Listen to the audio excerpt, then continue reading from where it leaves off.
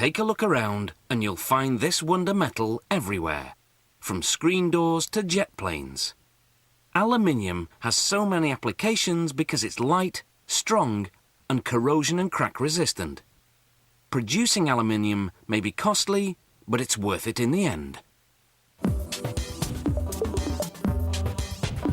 Aluminium is the world's most abundant metallic element, but it does not occur in a natural state. The main ingredient of aluminium is bauxite ore.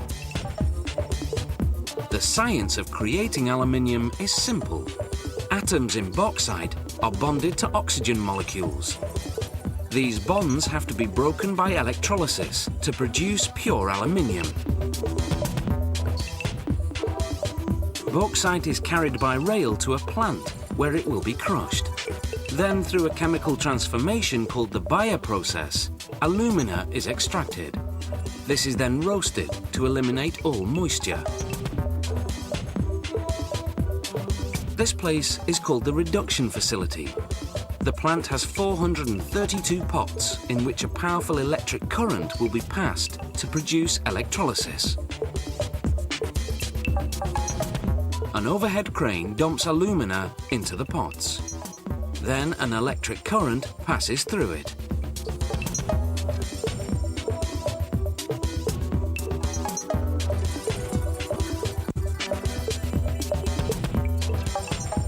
It takes searing temperatures of 950 degrees centigrade to transform the alumina.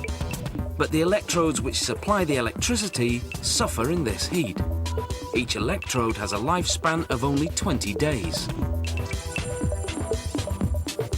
Spent electrodes are recovered from the pot with this overhead crane and carried off to be recycled.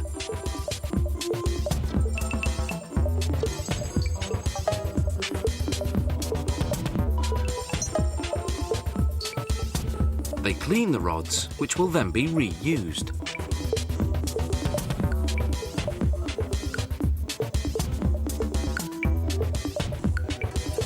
When the electrodes are replaced, the accumulated impurities that form as a crust have to be recovered from the top of the pots.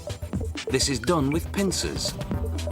Then a new electrode is inserted into the alumina and electrolysis continues.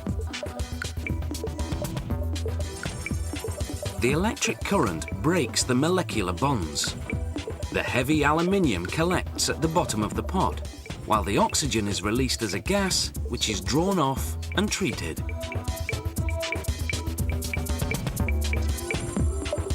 The liquefied aluminium remains at the bottom of the pot. It has to be recovered in this huge crucible with a tube. A vacuum system draws the molten aluminium from the crucible.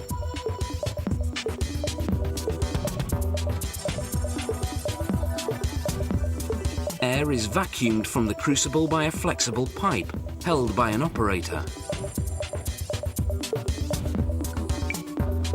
The tube is finally withdrawn and the overhead crane dumps another quantity of alumina into the pot.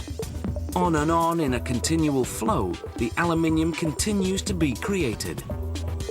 The crucibles filled with their molten load are transported to the casting house. Their contents are poured into holding furnaces, which have a capacity of 60 tons.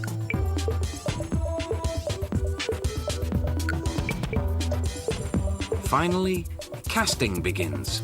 The aluminium is either vertically cast, producing ingots or sheets, or directly cast into molds for finishing later. The cooling of aluminium pieces is accelerated by water sprays. The large rectangular ingots, which can weigh up to 25 tons, will head for hot rolling, eventually leading to products such as aluminium foil. 5 tons of bauxite have produced 2 tons of alumina, which in turn produces 1 ton of aluminium.